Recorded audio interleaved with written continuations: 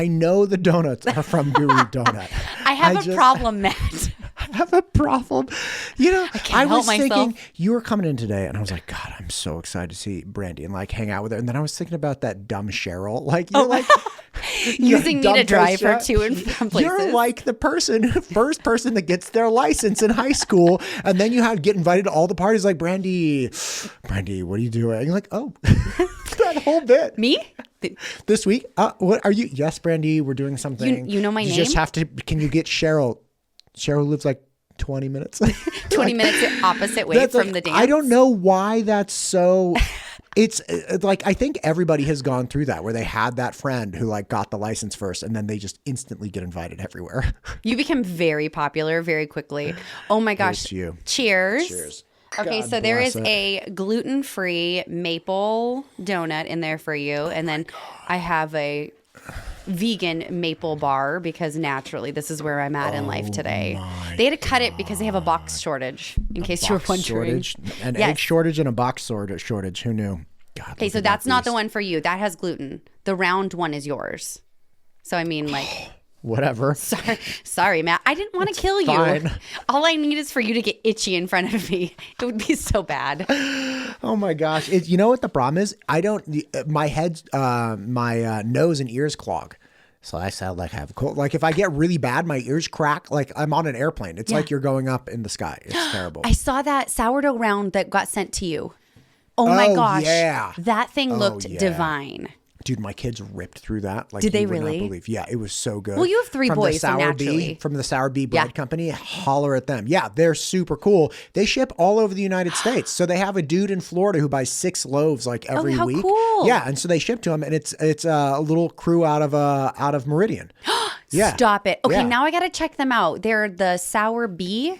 Sour Bee Bread. Sour Bee Bread. Okay, I'm going to have to reach out to them because I'm dying now to find out.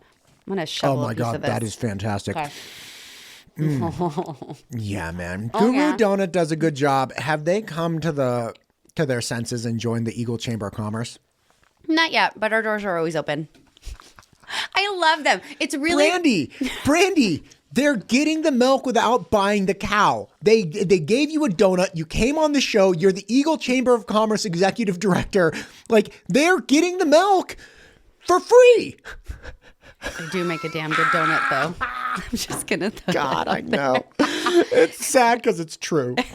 It really is so good. There was a rumbling that they're actually opening up a third location in Nampa. Oh. In like downtown Nampa. So I don't know where they're at in that process or if that actually came to fruition. But dude, I am stoked because it's right over there by it's where the old like ceramic store used to be. Yeah. So they had quite a bit of obviously construction to do because sure. It was a ceramic store. So. I don't know if you're big into ceramics. Yeah. Check this out. I met the beef council yesterday, the Idaho Beef Council. Now, I chatted with this gal a couple weeks ago, and she was like, listen, we love everything you're doing. I'm like, great, I love beef. Like, this is a marriage. Natural partnership. Marriage made in heaven. Anyway, and so I meet them yesterday. I go to the Fair Idaho, which was awesome. Field of Fork. Fair Idaho is amazing. They're fantastic. Shout out to Tammy Holcomb. Oh, she's the best. She's the best. She's the best. She has no idea I like fangirl over her. You know what's funny about her? She's the only person that talks faster and gets more worked up than I do. That I know. Like she's like a million miles an hour. Mm-hmm. Anyway, so she's refreshing. She's running. Yeah, it's fantastic. She's running around like talking to everyone. Blah, blah, blah. So I go there yesterday and I finally meet in person the beef council people. And we start talking and they have a trophy. Okay. They have a trophy. I was like, what's up with the trophy? And they're like, it's the burger battle. And I was like, what? So they're starting in April. It's April or May. Here, look, I'm going to show you this picture right now. I kind of feel like we should have put like some sort of... They have a trophy with a burger on top. Anyway, so the burger battle is going down in like Idaho, and restaurants can sign up to be enlisted into the burger battle. Can we be the judges? This is what I want to do. Let's do Eagle Burgers. So I'm already lined up to do 4 burgers in Boise. Let's do Eagle, like Sid's Garage or whatever it is. Oh my gosh. Again, wherever they are. Matty G's. Okay, so they're next door to Guru. I actually saw their sign this morning and it said steak burgers. And I was like, I thought of you immediately. Yes. And I was like, we need to get in there. Maddie G's, we want to try your burgers. For the burger battle. Oh my gosh. Let's sign up. And then you can have people vote on like what the best burgers. But I was like, yes, I've been trying to, I've been trying to do this for a year. Like we had the burger brawl idea in like February of 24. We are genius. We are trendsetters. Hashtag trend setting. They have a trophy though. Okay, they're a little ahead of the game. Yeah, but the Beef Council is like super cool people, and I really want to do the ribeye roast. Right, so like we go around for like a month or two in the summer and find out who has the best ribeye. Let's do it. Let's just do all of that and really dig in. It's like, okay, show me where the good food is. Yes, please. Yeah. Oh, all God of it. Bless it. Oh, if I could just get to try massive amounts of steak and beef in the summer, I feel like my wildest dreams will have come true. Dude, that would be lit. Yes. I had a not great steak the other day. No. Yeah, it was not great. I'm not going to tell you where it was, but I went, my wife and I went, and we were like, if I ask, will you tell me? I'll tell you off air. Oh, okay, fair. It wasn't an eagle. It wasn't an eagle. Okay, that's fair. Yeah, that's important to know. But I was like, this is not great. Like, couldn't you put salt on it? And it's a ribeye too. And I was like, I love ribeye. The only thing I want in the world is ribeye. Was it the one that was recommended to us together when we were at that dinner? No. Okay, I was going to be heartbroken if it was that one. No, okay. And again, for people that don't know, you and I found ourselves at the head of the table with Lieutenant Governor Scott Bedke at the Idaho Chamber Alliance. Because like, we're there. I thought it was just an Eagle Chamber event. You're dressed to the nines. I'm dressed like a hobo. And you're like, no, this is for the whole state. And all of a sudden, all the representatives start walking in because it was where... They're in suits and ties. Yeah, suits and ties. And this is where all the legislators and the elected officials interact with like the chamber people. Mm-hmm. It's like, hey, this is what's important for our business. Or like, hey, you got to fix this like liquor license problem, or you got to do whatever. And building relationships. Right. I had no idea. And so then I see, Lieutenant Governor Scott Bedke. I was like, oh, hey, Scott, what's going on there? He's like, oh, hey, Matt. I'm like, hey, where do we sit? He's like, here, sit down here with me. I'm like, okay. So we're sitting there, which was fantastic. But again, we asked him, we're like, hey, for real? Like, where's the best ribeye? And I'm not going to tell you what he said, but he gave us 3. He was like, that place had the best ribeye, the best steak I've ever had in my life. And I'm like, oh my God, we got to go there. And Absolutely. It is in driving distance from here. It'll be fun. It is in between where we are right now and Boise. I think that's a good place to leave that. Yeah. But that dinner was, oh my gosh, I have not had like that fun of an evening in that kind of setting in forever. He was so fun to talk to, and he was lighthearted and he was personable. How did you, I hope we don't out him, but when we got our food finally and all of the cutlery wasn't there, like we didn't have it, and he picks up 2 straws and used them drink straws and used them as chopsticks, and he's eating a fish fillet, like little mini chopsticks. I wanted to, if it was you, I would have taken a picture. But I was like, I can't take a picture of him. Like I know it is, like, and you're like, is this kosher? Can I take a picture of you right now? But it was like the most endearing thing. I was like, you are human, and it was such a great reminder that the politicians that are making these choices and voting on things, they're still human. There are people just like us that have interests just like us and families, and it is kind of refreshing to see them in that setting because sometimes it feels like there's this disconnect. Yeah. So having those relationship building opportunities, getting to know them like this, just fuels me with life. Oh, it was the coffee's kicking in case you couldn't tell. Fantastic.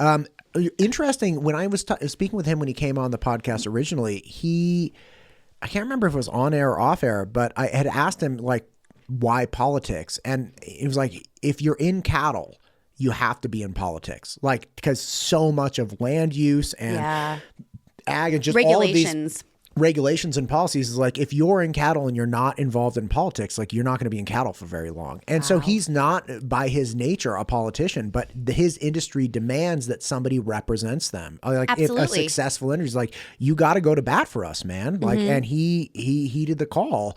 And it's wild to know that it's like, no, his license plate is like Beef 1. Like how cute. I like him even more now. He's great. It's like, here's a dude, again, coming back to what Idaho is, as I've been trying to figure out for years now. It's like, okay, it's pragmatic. It's the kind of place where people find themselves in the positions they are because they're looking for solutions, right? Like in our former state, I think people I witnessed towards the end of my time there when I was really starting to pay attention to things. I'm like, oh, you guys just want to be in like a position. Like you're just interested in, being on the school board because like you want to. It makes you look good. Yeah, and we would see people that would just start running for different positions that were completely varied, and then they'd have their like stump speeches and they'd like have their buzzwords. Like we're gonna in that state, it was like we're gonna fight against people who like are transphobes and everything. And you're like, who are you even talking to? Like, what are you talking about? Like, how does this have anything to do with the fire district? Like, what are you doing? But those were the type of politicians I witnessed in that state. Here, by and large, the people I interact with, it's like, wow, man, you had a problem. And I had Representative Sean Dygert on. Cool. 2 days ago. Really cool guy. And District 23, so Kuna, Owyhee County. Like he was a teacher for I think 35 years. Did like huge into ag, and he brought a bill that just passed out of the House Education Committee, which was, look, we have instances in the state of Idaho where we have youth, minors that are convicted of felonies, and some of them are like violent, bad felonies. And as of right now, I know, and it's not super common, but it does happen. And as of right now, if you are convicted of like a violent crime, felony, you can do like if you did something when you were 13 or 14, you could be out of corrections by the time you're 16 or 17, and then you do not have to inform the public school you're going into that you're a felon.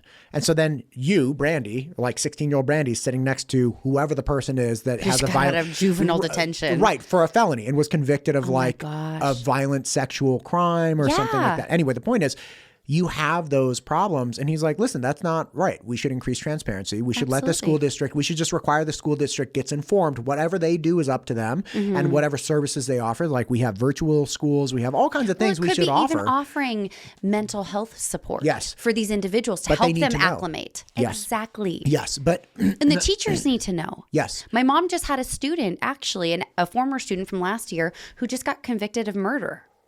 Literally got convicted of murder. Oh my gosh. This is a student from last year. And she sends me the article. She's like, oh my gosh. How old is this kid? It's like 18, 19? 17 or 18. Okay, so it's, oh my gosh. What grade does your mom teach? My mom teaches high school at Eagle. Like Eagle High School. Yeah. She teaches, I want to say right now she's freshman and juniors, but it always changes based on the classes. But bottom line is that's somebody who could literally still be in high school and they get convicted of. And this could be that's the first thing I thought of is, oh my gosh, that could have been that kind of student and she would have had no clue. Right. So bananas. Representative Dygert, Sean Dygert, is coming to the table with a problem. This is his freshman term, so it's his first legislative round, and he's coming to the table with a solution to a problem. Absolutely. He's not just like, okay, I have to justify my existence because like I want to be a career politician. He's like, no, man, he just retired after teaching for like 35 years. He's like, I see a problem and I want to fix it. Yeah, let's fix it. I love that about the state. And again, going back to Lieutenant Governor Scott Bedke, it's like, yeah, I get it.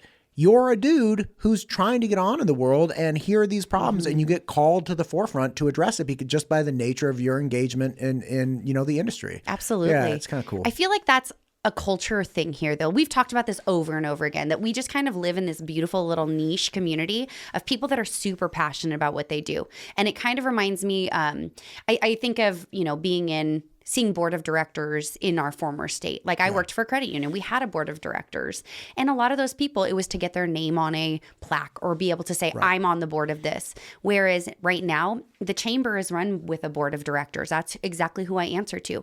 And I have never seen a more passionate group of individuals who genuinely want to see businesses succeed, who want to get involved. Like they have come to bat for me with a lot of things happening that they're like, how do we make this easier on you? What can we do? And it's entirely voluntary. So to see people passionate and willing to take those steps to help one another is such a cool Idahoan culture that we have here. Yeah. I love the people. I do. I do we always joke because, we're going to go back eventually at some point, maybe this summer, and visit my dad and my stepmom. Oh, just for a visit? I was like, you're going back? I will never leave.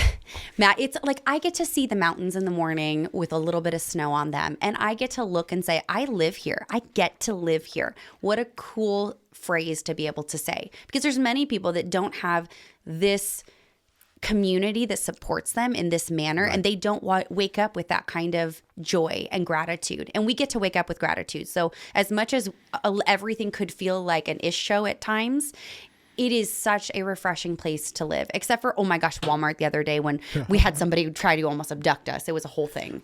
Wait, what? Yes. Didn't mean to catch you off guard. I'm choking on my own spit. What did you say? So we had coffee at the chamber on Wednesday. Okay. And I'm like scrambling because I realized we only had one of those. You know the air pots that you like push down and it like pushes the coffee out into a cup and you're like, and you put your I didn't need the. No, I don't. Anyway. All I know is a French press. Okay. So it doesn't matter. You had a thing coffee. I had to get it. And I went to Walmart by my house and it's like 4:00 on a Tuesday. It's not dark out. And I avoid going to gas stations after 5 because that's statistically one of the places women are attacked most. And you're not a gigantic woman. I am 5'1" There it is. on a good day. And I have little guys, and I'm always cognizant of what's going on around me because I will not be a target, and I will kick butt if I need to. Taekwondo, man. Let's do it. God bless it. So we're in there, and we have to be in there maybe 5 minutes. And I'm like, okay, cool. They don't have the air pot. They don't have the little coffee thing I'm looking for. And the kids are like, can we go to the clearance aisle? Absolutely. I love a good bargain. So we walk over, and then all of a sudden I see this guy out of my peripheral watching us. And then he has no basket, no nothing. And he like hides behind the aisle cap real quick as if I can't see him. Spidey senses going off. And I feel it. And all of a sudden I have like this sinking feeling in the pit of my stomach. And I look and he doesn't realize I can still see him. Like he's hovering at the end cap with nothing. And just like hanging out there watching us, seeing if we're still there. And we're 10 feet from the end. And so this guy walks over with his cart and he's like, you saw that, right? And I go, oh, absolutely, I saw that. I'm really glad you did. Because, you always start questioning yourself of like, am I really witnessing what I think I'm witnessing? And the gentleman was kind enough to stay with me and make sure we were okay and make sure, because I kept seeing people walk by, watch us with nothing. Like, definitely felt like a situation was building. And so I go, hey, do you mind walking us to the front? I don't necessarily feel comfortable by myself. I'm, that kind of thing. And he goes, absolutely. I'm good to check out if you want to walk to the checkout. Walked with me. Thankfully, like discernment. I didn't feel as though he was somebody that was going to attack us or be in partnership or cahoots with this guy. Go there, check out really quick. And I'm explaining this to the associate who does not take it seriously, first and foremost. He was like, oh, well, I guess I'll tell my manager and let him know. And I'm like, okay, clearly the safety of your people attending and shopping here is not a priority. So this other gentleman hears us talking and he's just kind of watching and like walks away and leaves. So the gentleman walks me out to make sure I get to the car safely as well. And I see at the other exit, this guy hustling out, looking around, trying to like sketchy as all get out. This is the dude that was at the end cap guy. This is the end cap guy, the one that was acting very suspiciously. So I hustle to the car. I lock the car with the kids in it, and I'm watching to try to see where he's at to see if I can get a picture of him. Sure enough, he's parked the next aisle over from me. I get a picture of his license plate so I can identify him. And of course, naturally, like the guy's like, hey, you good? You safe? And I'm like, thank you so much. And we talked about the whole like, hey, if it was my wife and kids, I would want somebody to do what I did. Yeah. And then the guy that had heard me talking inside drives behind me. He's like, hey, are you guys safe? Are you okay? Are you guys good? Are positive? Like I overheard you talking. So the fact that I had 2 grown men willing to make sure that we were safe in this setting, called Meridian PD. They took it very seriously. So shout out to Meridian PD because you don't know what to do because nothing technically happened, but I would never want something to happen to somebody else and I should have reported this person early, right? So yeah, that was how my Tuesday went. Oh my God. How scary though to think. But I reminded my kids, these are the men I want you to grow up to be like. That if you see something, you say something and you defend others because there's others that need it more than you at that moment, I'm kind of blown away that the first do-gooder guy was aware, like watching things and went out of his way to be like, hey, I'm going to interject myself into the situation. And he's not from here. He's actually from Texas. And he goes, this happens on a daily basis. And he goes, he goes, this is where I'm from originally. And this is something that we are very well aware of. He goes, I just have never seen it here. And I was like, yep, I haven't experienced it myself. I've seen like next door, everybody goes crazy when something happens, obviously. But dude, I fall into the problem of going on next door and somebody's like, there was a weirdo at Walmart. And I'm like the jerk checker person who's like, was there something weird at Walmart? Well, Like, was that? But that's like the mentality I had. I questioned myself and I had to go, this guy went out of his way to make sure that I saw what was happening so I was safe with my kids. Right. So there was no way that I made up that scenario in my own head. Right. Yeah. But crazy. Crazy that on a 4 o'clock on a Tuesday, not even dark, not even like a super busy time. It was just a random day at a random time that you could be a target. So I am like, I'm just glad that we have great law enforcement in that community and they took it seriously. And there was an officer that showed up at Walmart within 5 minutes. That's wonderful. Amazing. Yeah, Meridian PD is not messing around. No. They're really serious. And they understand that the growth in the area brings problems. Like Absolutely. That's just the way it goes. Like growth brings issues. But like I always think back to Crime Stoppers, like you see something, you say something. If you're witnessing, like I advocate for that every day, 343 cops. If somebody sees something happening, you could be the difference between somebody being alive tomorrow. And that is the end of it. So always say something and take it seriously. You know, there was a desensitization that I experienced as a younger person hanging out in the Berkeley and Oakland area because that's where I went to school and then I was living after college. And you get desensitized to things that are just horrific, that are just wrong, right? And you kind of put your head down, you're like, whatever. Essentially, I think the sentiment that I developed as a result as a younger person was that like everybody should have their dukes up and everybody should like be ready to defend themselves. I'm like, yeah, that's true. Like, yeah, for sure. But you also, need to have a community wrapped around you and you need to have a better sentiment. I actually caught myself the other day. So I have U.S. Congressman Mike Simpson coming in. He came in yesterday. Great conversation. And my downtown studio is underneath a closet showcase store. Right. Oh my gosh. Right. So and for the last 3 days or 4 days, they've been remodeling the closet upstairs. Oh, no. No joke. So I'll be in the middle of some conversation. I'm like, I'm like, what the hell? Right. Is the earth coming? And like, luckily it hasn't been that bad. But when Simpson came in, and we're having this great conversation. And then in the middle of it, I hear the drill starting to go off. I'm like, well, hopefully it won't be like, and he's locked in and I'm listening. He's talking about like nuclear energy. I'm like, stay locked in. Like, don't veer. Focus. And then all of a sudden he says something about like recycling nuclear rods. And we're like, and we both start laughing. I'm like, oh my God, I'm so sorry. Like explain the situation. He's like, well, apparently they don't agree with me. I was like, yeah. But I have that initial, interview finishes totally fine. Yeah. Have a great chat about it. And they leave and I'm leaving to go to the fair Field to Fork Day, which is just a jump, like 2 blocks away. So I'm going upstairs and I have that 10% of me that's like, I'm going to puff up my chest and demand to talk to somebody. Like my Karen inner spirit comes out. I'm like, here I go. And it's like, okay, first off, the conversation's already over. Right? Like you're not going to there's no restitution that you're going to receive here. And also they have to work too. Mm-hmm. And so I literally go up and one of the guys is like there because they have their van and they're like saw outside. I was like, hey man, like just curious, like how much longer are you guys going to be working on this?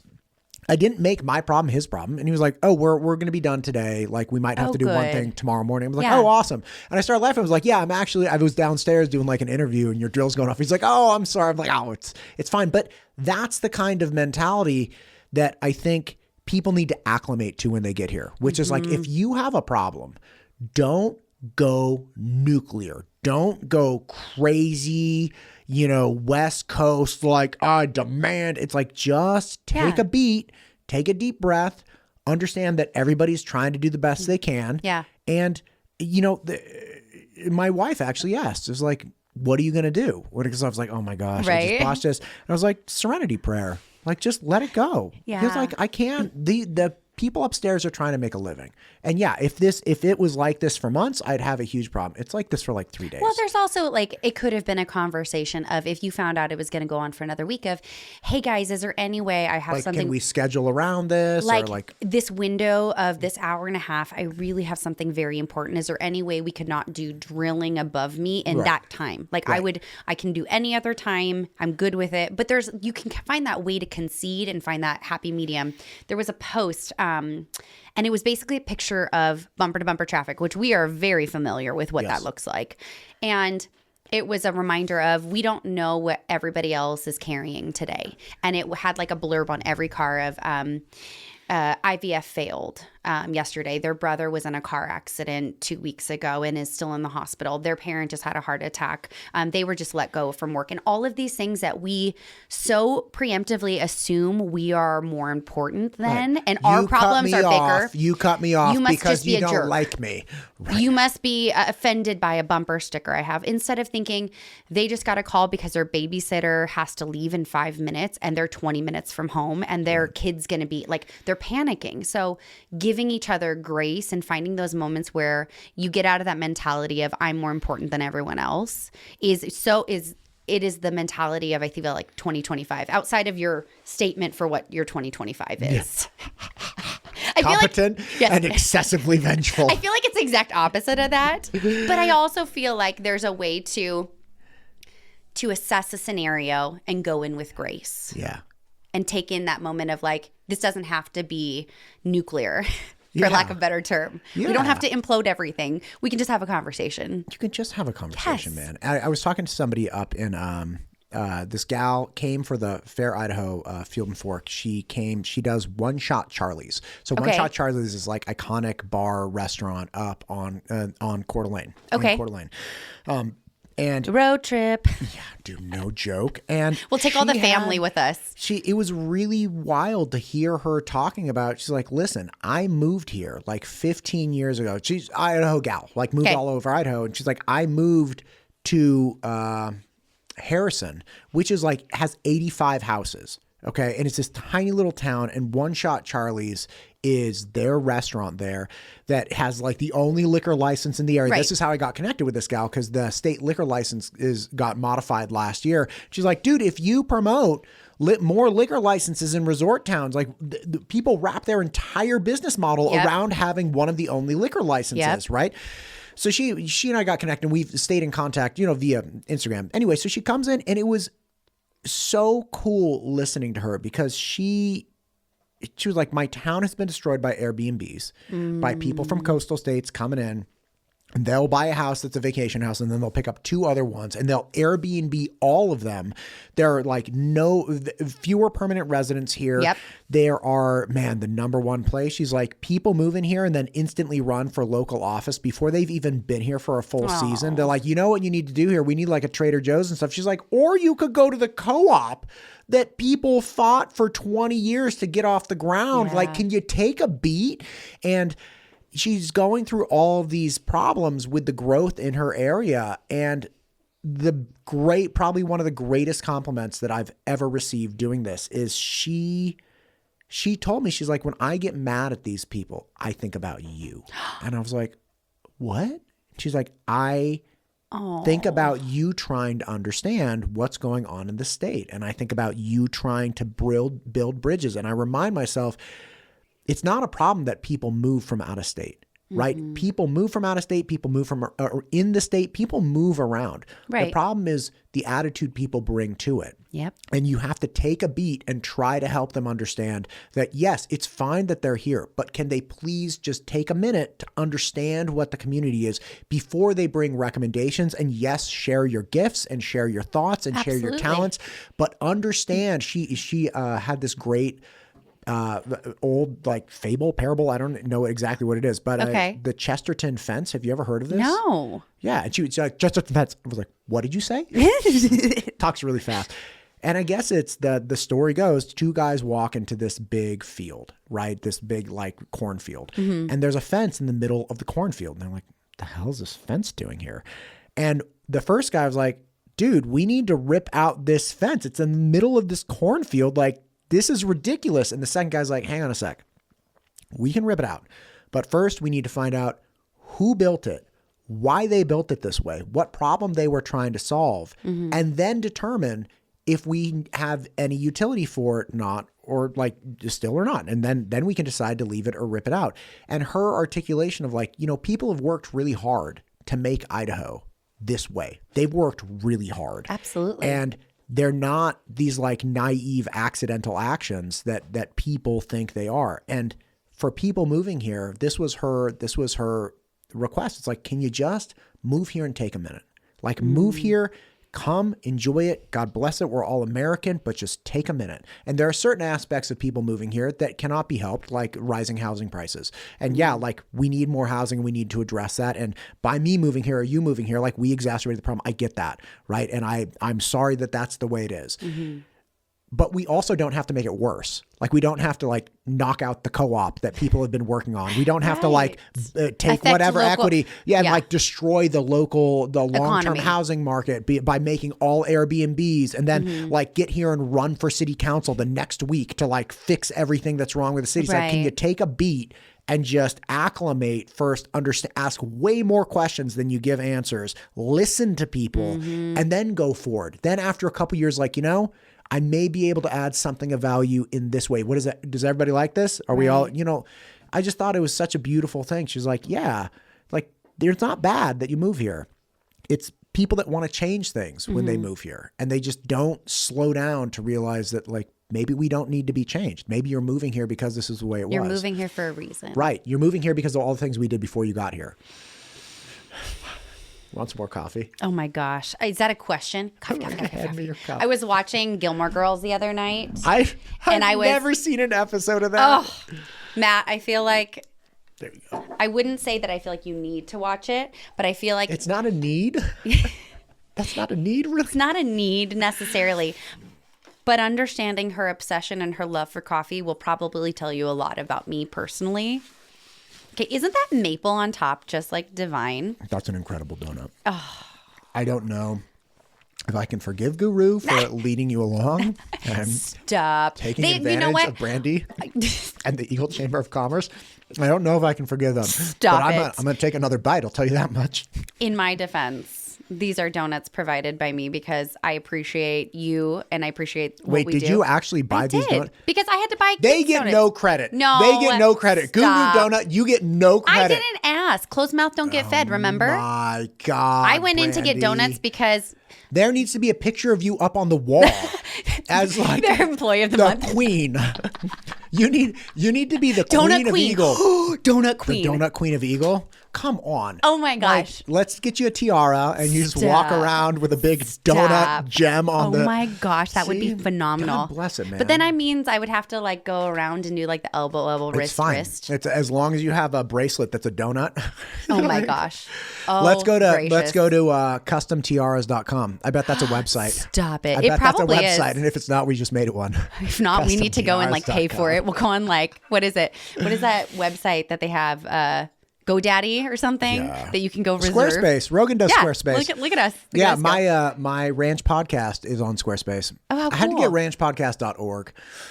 The .com wasn't available. I was like, what kind of jerk took it? I don't know. I mean, it's probably some really nice person working in like Ohio, and I'm just making fun of them. Sorry, Ohioan. It's fine. I've started to get a lot of contact submissions from the site. Like people watch the episodes and then they want to let me know what they think. And you know what? That's amazing. I know. I was like, great. And but like, here's the thing. Most of the time, it's people that are angry about something a guest said, and they're mad at me for allowing the guest to well, speak they're their like, mind. That's not the truth. I'm like, look, how do you mean? And it's always like, well, there are all of these additional details. I'm like, okay, so what you're saying is not that the person lied. It's just that they didn't add in all of the different perspectives. It's like, I understand that, but how are we going to do that in a half an hour? Like, well, you are the Switzerland of Idaho, Matt. You really does are. Switzerland get a hard time by people? No, but Switzerland is just known for being this neutral place that you can do whatever. People are mad at neutrality. That's the point. People don't want neutrality. They want you to go after them. It's a gift that you're offering. And that's why I think I so appreciate what you do here, because you give people an opportunity to voice an opinion. And that's what it is. It's an opinion, but you're giving them a platform to have that honest conversation and put it out there. And then people can judge that opinion on their own. The whole point is to get people to express their thought clearly in the best possible way. And a no screaming or arguing. It's like, what's your position on the flags? What's your position on Bibles in schools? Just tell me what you're thinking. And then the world gets to decide if they like it or not. Yeah. It's not up to me. It's like, and people are like, I can't believe you had that person on. It's like, why? Yeah. It's like, this wasn't a vote. Like, nobody voted. And if it's such an absurd position, then people will know. And if it's a good position, people will know. Well, exactly. And then they can make their own choices because as adults, we can choose. We can choose. We can choose. We can choose things. What? Speaking of that, how do you feel about golf courts again? Oh, in like May? Yeah, maybe. Oh, dude, I'm in. I'm bringing a big sweater this time. We are bringing parkas. Frozen. Parkas. You were in like just a beautiful like it wasn't a sundress. I was in slacks and my like golf shirt. Were you in slacks? I thought you were in a dress. No, I was shivering in my slacks and golf shirt. Remember when we stopped by that one place that had the polos? And then you put on the multiple layers of shirts. Because I only had a t-shirt on, and then they were like, oh, do you guys want a polo? I was like, I'd love a polo. That'd be great. And the second we drove, I'm like, put this thing on. We are so stoked. So we just got everything official this week. So you're invited. Banbury, May 16th. It's Friday. It's the weekend prior to Memorial Weekend. So everybody's kids are still in school. Everybody still can like go and enjoy the day. And then, the Eagle's going to be there, right? Oh, Orville absolutely will be there. Yeah, shooting the like golf cannon again. Yes. Hopefully that's the plan. I'm bringing a thermos of hot liquid. I don't know if it's going to be tea, coffee, or just hot water. I'll drink hot water plain. I don't care. But I'm bringing something that we can put on our golf cart. Oh, absolutely. And like a change of ski clothes.